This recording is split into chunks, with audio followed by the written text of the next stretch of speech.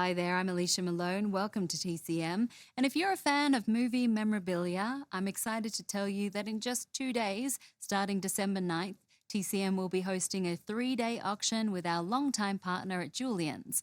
It's called A Week of Hollywood Legends.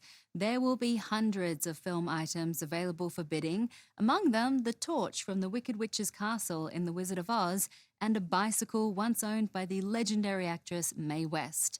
You'll soon see a pair of floral earrings worn by Marilyn Monroe and, from the Joseph of Hollywood collection, a silver plate bracelet adorning Lauren Bacall. From 1953, also starring Betty Grable, it's the comedy How to Marry a Millionaire. The trio of women play New York models who, as the title suggests, are all looking for rich husbands, with potential candidates played by William Powell, Rory Calhoun, Cameron Mitchell and David Wayne. Although Betty Grable later made one more film there, this marked the last movie she made under contract to 20th Century Fox after nearly 2 decades at the studio.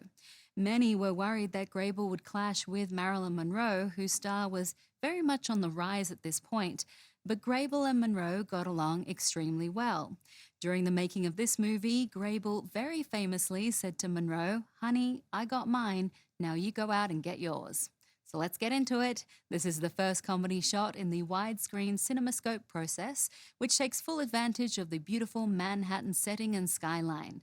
From 1953, directed by Jean Negulesco, here is How to Marry a Millionaire.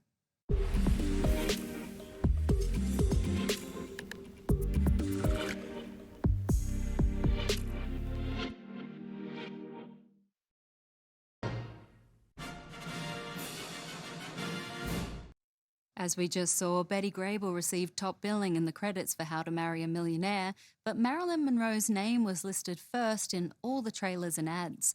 Giving Grable top billing was very much a sign of the respect Fox had for her long career, yet an acknowledgement of Monroe's star definitely being on the rise.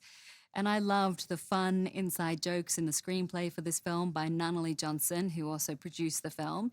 My favourite has to be when Lauren Bacall's character Shotzi talked about how she likes older men. Look at that old fellow. What's his name in The African Queen? Absolutely crazy about him. Of course, that guy was Bacall's real-life husband at the time, Humphrey Bogart.